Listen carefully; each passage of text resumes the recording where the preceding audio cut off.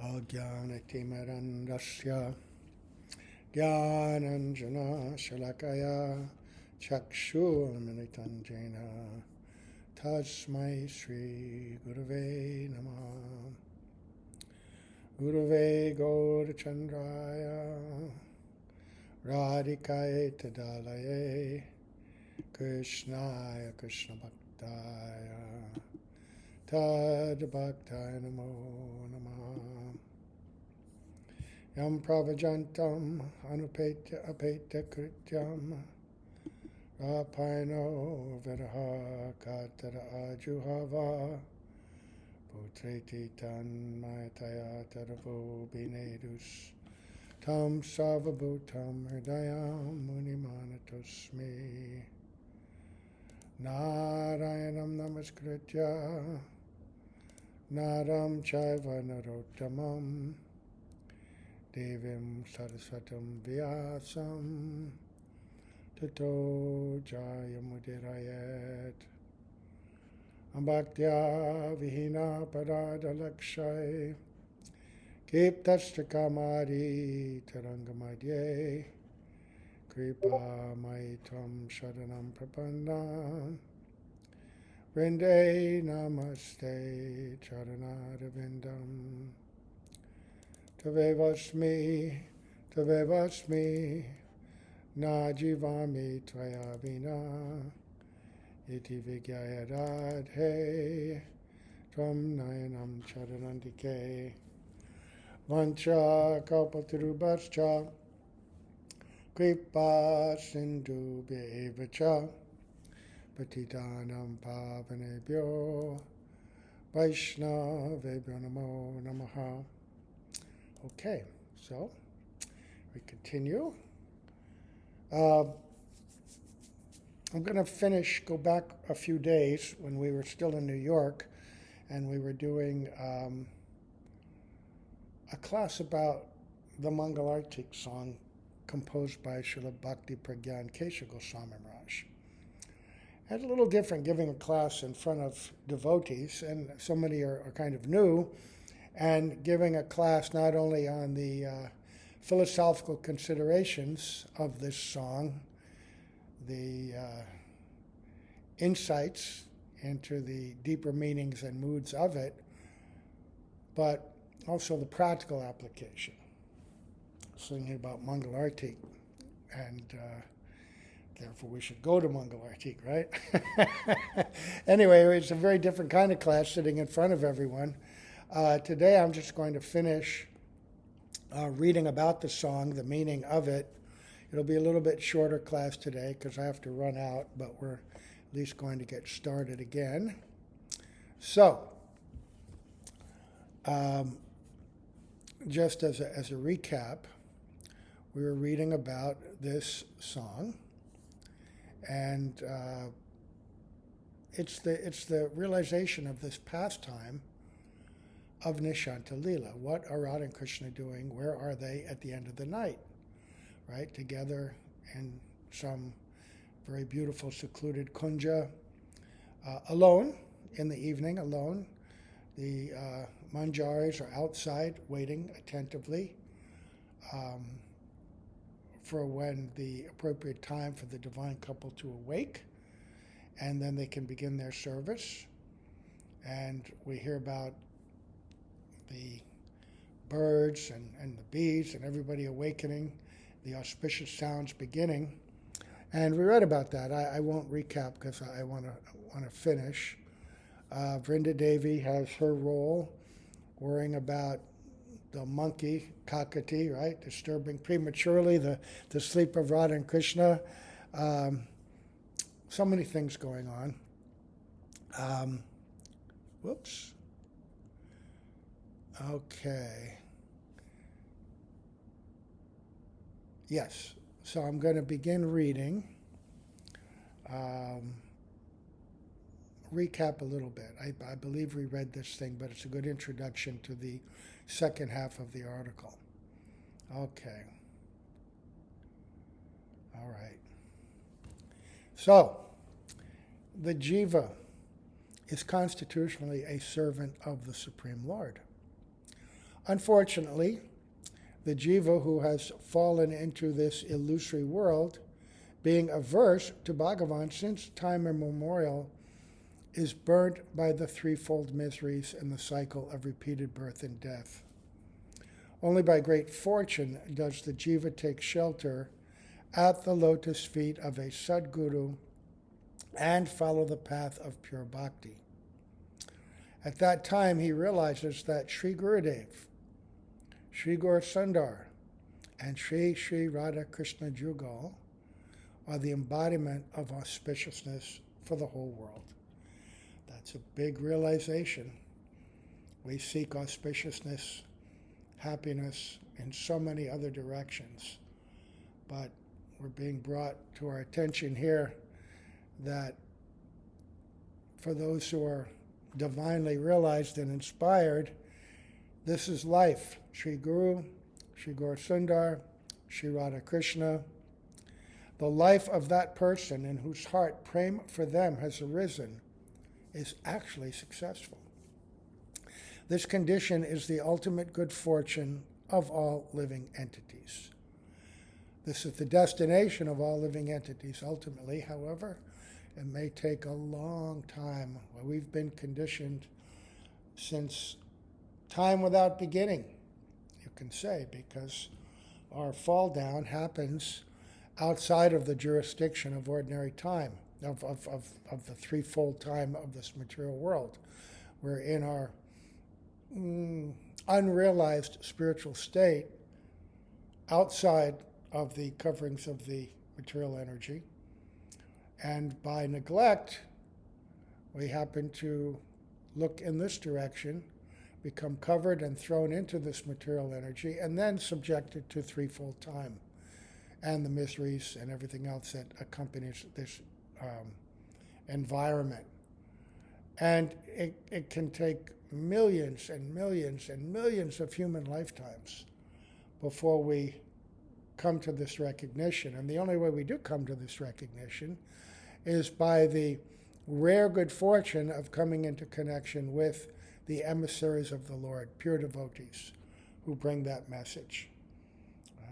So, by the mercy of the all-auspicious Bhagavan and his devotee, when a practitioner of bhakti goes on performing pure bhakti, he gradually crosses the successive stages, such as Shraddha, Nishtha, Ruchi, and Asakti. At this point, Shuddha Sattva, which is the combined essence of the Ladini and Samvit aspects of the Swarup Shakti, automatically manifests in the heart. Then that fortunate sadhak's pure intrinsic spiritual form, name, mood, and other aspects are also revealed in his heart. Right, and we have the beautiful story in Jaiva Dharma of how Brajanath and Vijay Kumar got that awakening by the good fortune, the rare good fortune of contacting Raghunath Das Babaji and hearing from him. They were naturally fortunate. I mean, it comes out clearly that they had been practicing bhakti for so many lifetimes in some way, having accumulated significant spiritual samskaras, which led to them being able to have birth in this divine realm of Navadvip Dham and association with such exalted personalities. And so very quickly, it appears that they were advancing. They were just awakening what they had accomplished previously. And then they were developing deep taste, right? Deepening attachment. They were getting spurtis by the mercy of their guru, of Mahaprabhu, of Navadvip Dham in its actual form. And then when they took formal initiation and their chanting became extremely mature, then the specific feelings of their eternal identity began to stir and awaken in the heart. And then step by step, realization, full realization of their eternal identity and being able to do bhajan internally in that identity, right? Beautifully described in that way. So, then that fortunate sadhak's pure intrinsic spiritual form, name, mood, and other aspects are also revealed in his heart.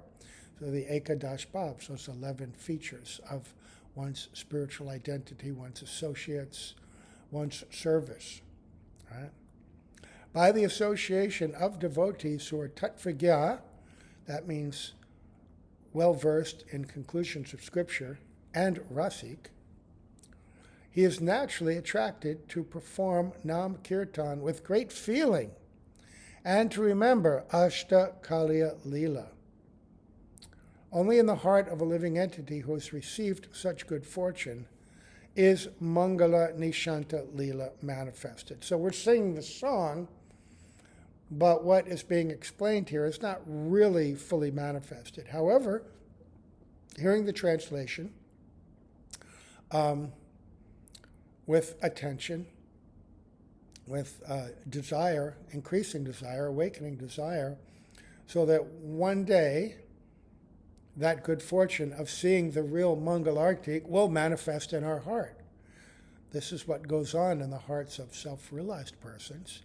And when we hear about their experience, this is the Chaitanya Charitamrita, it reveals the experiences and practices and activities of the self-realized souls, of the spiritual truths that are revealed in the Srimad Bhagavatam.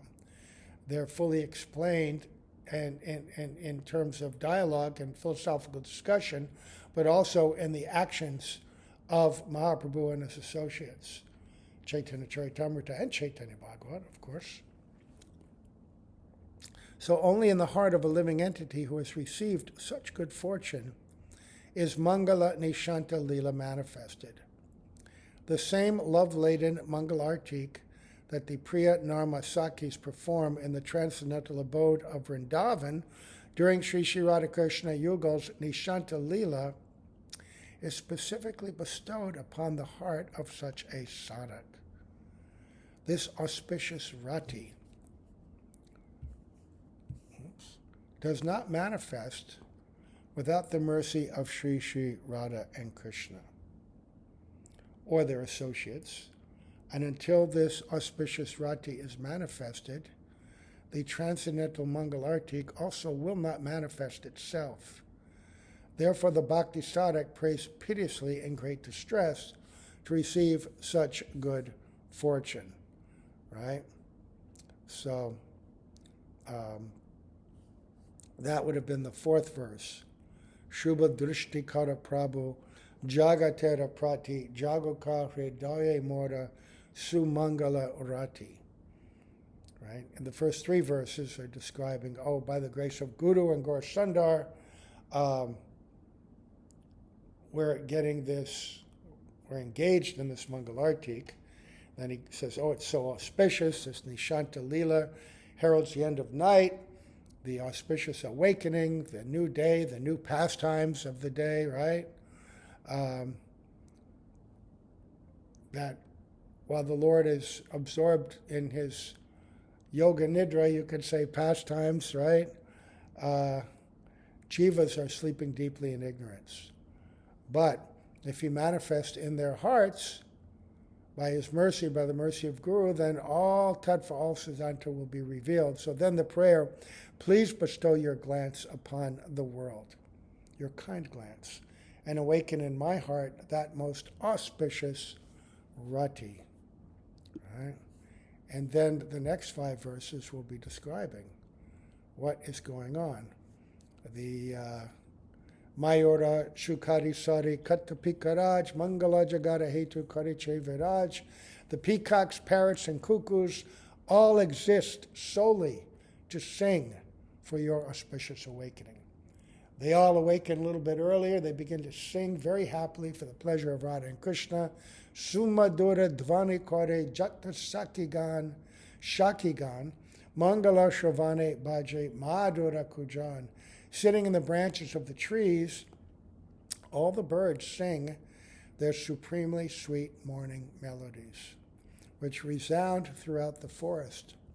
Those sweet, soft, auspicious sounds grace everyone. So what an environment, right? Throughout the transcendental forest of Vrindavan now, filled with this bird song, which we can only imagine. Only imagine. Kusumitra Sarovare Kamala Hilola Mangala Saurabha Bahe Pavana Kalola. Varieties of flowers with lotuses in the center fill the pond and sway with the waves. Breezes carry auspicious aromas of pure delight and joy everywhere. In the Venu Gita, it's described that these flowers opening up, these lotuses in the Jamuna, in the rivers, bursting with the fragrance of their pollen. It's like the horripilation on the body of the pure devotee. This is a manifestation of the ecstasies of Jamuna Devi, of the all the devotees in these extraordinary forms. Remember, everything in Vrindavan is fully conscious, fully full of love, a full manifestation of love of God. And so these flowers exist to decorate and create a splendid visual and sensory environment of smell, color, the gurgling of the water, everything, the singing of the birds, all the senses completely enlivened spiritually for the pleasure of Radha and Krishna. Then Janjara Kang Saraganta Shankha Karatal Mangala Mridanga Bhaje Parama Rasa, large cymbals, gongs, bells, conches, kartals, and auspicious mridangas play the supreme ras. So in the beginning, the prayer, the kind of Mangala Charana, then the internal vision, now the Artik. And Mangala Arati Kore Bhakatera Gan Abhaga Kesava Kore Nama Sankirtan. Performing Mangalartik in the company of devotees, Sri Keshava sings this beautiful Mangalartik song. Right? So, this prayer causes the auspicious Arati of Sri Sri Radha Krishna Yugal to manifest in the heart of the Raganuga sadhak. Losing external consciousness of his body and this world, he sees with his eternal form Mayura Shukari Sari, Katta Pikaraj, right? Peacocks, Shuk, Sari, male and female parrots, right? Cuckoos, Mangala Jagata Hetu Kariche Viraj. Dawn is quickly approaching. In some pleasure grove, such as Sanket, Shri Radha Krishna Yugal are still asleep, locked in each other's embrace. Afraid that everyone will soon wake up, Vrindadevi inspires the birds, such as the peacocks, male and female parrots, cuckoos, and papiha, to awaken the divine couple. All the birds in the water and on the land start calling in their sweet voices. The description of this pastime in Sri Govinda Lilamrita is most heart-touching. So, right, it's time to get up. You have to return to your homes so you're not discovered away. Your secret love dalliance has to remain a secret. So please get up now. And the birds and all the bees and everyone, they're happily engaging in their first service of the day, right? Singing beautifully to stimulate the divine couple to awaken and to begin another day of glorious pastimes. So, here's a verse from the Govinda Lilamrita.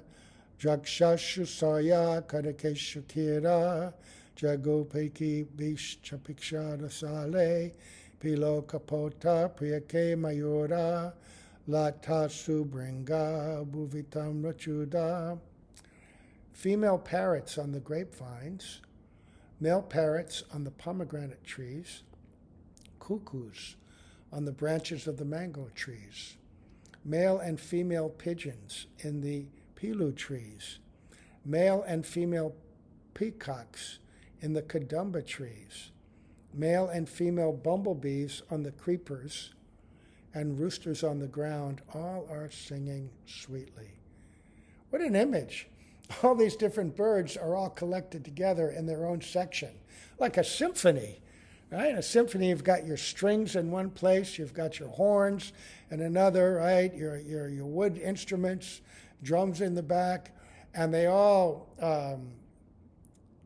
contribute. But by being in one place, that sound is prominent and obvious. It's not just spread out, and it's also visually very appealing, right? See all the strings all together harmoniously. Over there, the horns, the woodwinds, the flutes. So the bees and the birds and all these animals, they all have their section in different trees. How beautiful. Then,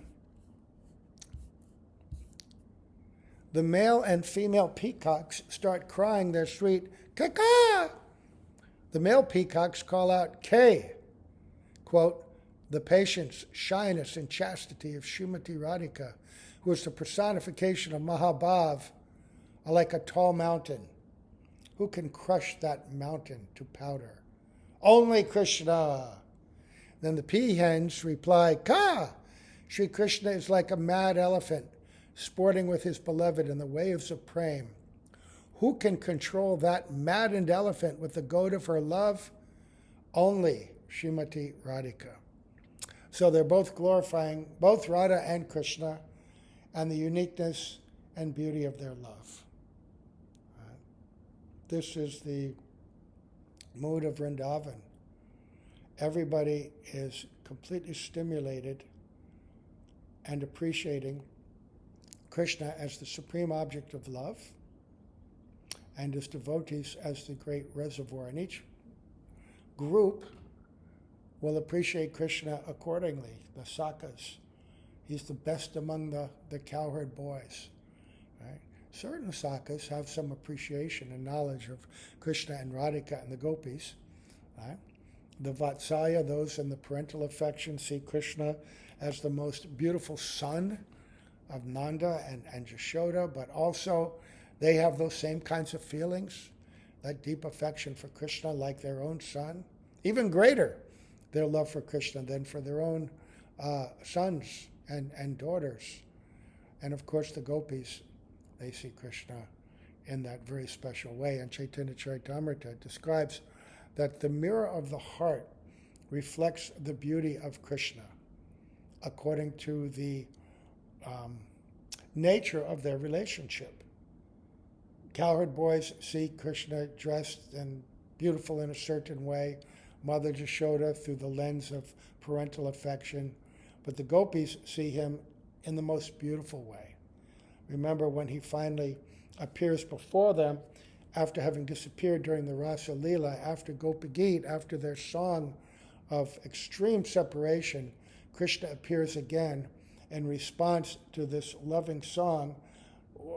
That quality of love had never been heard or seen before, the depth of that kind of love. And thus when Krishna appeared before them, he appeared in a form so beautiful. No one had ever seen such a beautiful form before. Reflected in their hearts because their hearts were so full of love. And Chaitanya Charitamrita says that Radhika's heart, of all the gopis, the mirror of her heart is so pure and resplendent that Krishna's beauty shows most brilliantly there than anywhere. So all the devotees, they're all just appreciating the beauty of Krishna, the beauty of Radha, the power they have to please and give the greatest happiness and joy to each other and to all the inhabitants of Vrindavan. See, that's transcendental love. It's all Krishna-centered, Radha-Krishna-centered. It's not deviated and twisted and turned around and pointed towards some false ego and some gross material body like our sense of pleasure is. It's completely aligned and harmonious with the divine Ladini and Samvit Shakti. and all are swimming in that beautiful current of selfless, pure love. Swarms of bumblebees blow Cupid's conch as they buzz from one flower to another.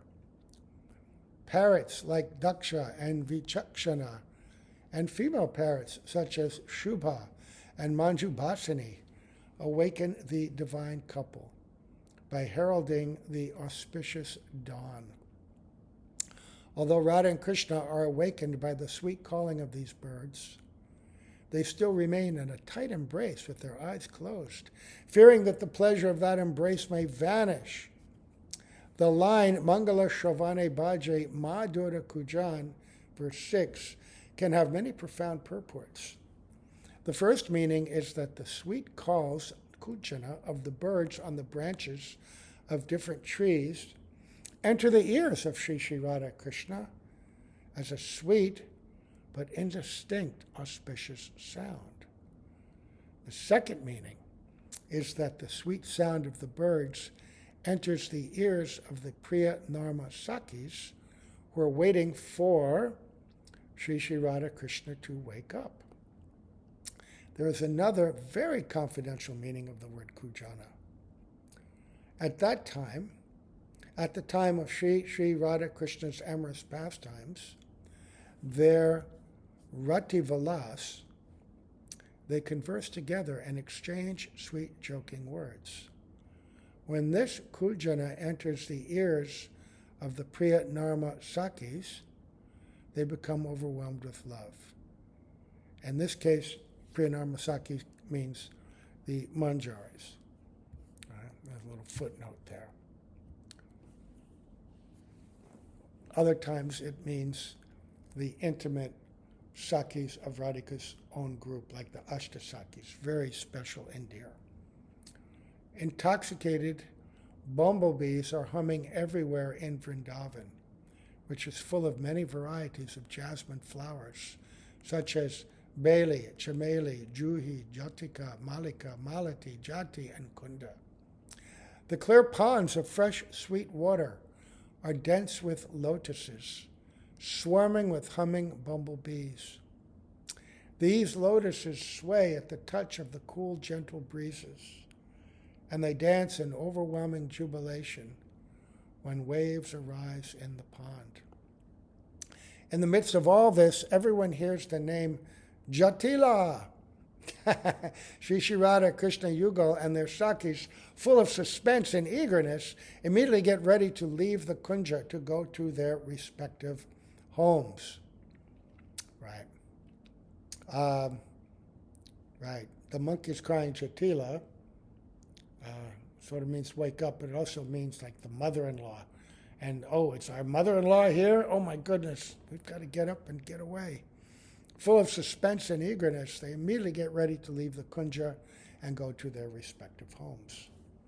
At this very moment, the internal absorption of the sadhak breaks, and he comes back to external consciousness. So, this is what we're hearing, is the vision in the heart of the author of this song, Bhaktiprajna Kesava, and those who are qualified to hear this song with realization, with real rasa in their heart. So, now with the kirtan, after hearing all the sounds of all the birds and everything, and Radha and Krishna are now awake and prepared to leave these kunjas, this Nisanta Lila is going to come to an end. At this very moment, the internal absorption of the sadhak breaks, and he comes back to external consciousness. Grief overwhelms him. But just then, the bell starts ringing in the temple room for the Arati of Sri Sri Radha Krishna Jugal. The doors open, and with deep sentiment, the devotees start performing the Arati of the youthful divine couple. As the devotees sing Mangalarti and dance, their melodious voices combine with the sweet sounds of Janjara, Kangsara, Ganta, Shanka Karatal, and Mridanga. Inspired by his previous absorption in Nisanta Lila, the author of this poem also starts to perform Nama Sankirtan with the rest of the devotees. As he sings each verse of the kirtan, the bhavs of Nisanta Lila appear in his heart, soothing his grief. So at that time, prior to Mangala Arati, these beautiful visions are in the heart. Then the divine couple and their associates prepare to leave and go to their respective homes. The vision ends. The heart is overwhelmed with grief and separation. Where do we hear that before? In the beautiful Vilap Kushmanjali of Raghunath Das, we hear about him going in and out of those internal trances. And when he's serving so beautifully internally, and then all of a sudden the vision breaks, and he finds himself externally at the bank of Radha Kunj, and he's plunged into incredible separation. Right? But then singing the song fills the heart again with joy. And the song stimulates remembrance and again vision of that pastime. So, as he sings each verse of the kirtan, the bhavs of Nisanta Lila appear in his heart, soothing his grief. So the beauty of this song is we don't have that internal vision yet, but it's described before us, just like the Bhagavatam describes pastimes of Krishna and his friends, Krishna and the gopis, Krishna and his parents. And we get something. Some image comes into our heart. It's not the pure revelation yet, but the words are powerful, and they stir the heart, and they awaken a desire and a greed and a sense of the reality and beauty of this divine pastimes, this divine realm, this divine existence, and pull us towards bhakti. So Gurudev concludes his last paragraph. He says, I have tried to reveal some of the heartfelt moods of Paramaradhya Srila Gurudev, that means Bhaktiprajna Kesava, following Shaka Chandra Naya, the logic of the moon on the branch. But I know that I am incapable of collecting even one drop from his fathomless, endless ocean of ras. May Srila Guru Pada Padma bestow his causeless grace upon this useless servant, so that I may one day become qualified for this. Whew, how beautiful. How beautiful, how beautiful. Okay, so that's what I wanted to read today. I have to errands again, but I wanted to take up class again. It's a little bit shorter than often, but something. And we'll continue again tomorrow. Maybe I want to do it an hour earlier. I'm not sure. Leave some notes and about what you would think about doing it an hour earlier. All right. Okay, so I'm going to stop here. Srila Prabhupada ki jai, Srila Gurudev ki jai, Sri Guru Parampara ki jai, Sri Sri Radha Govinda, Sri Chaitanya Mahaprabhu ki jai, Gaur Premanande, Hari Bol.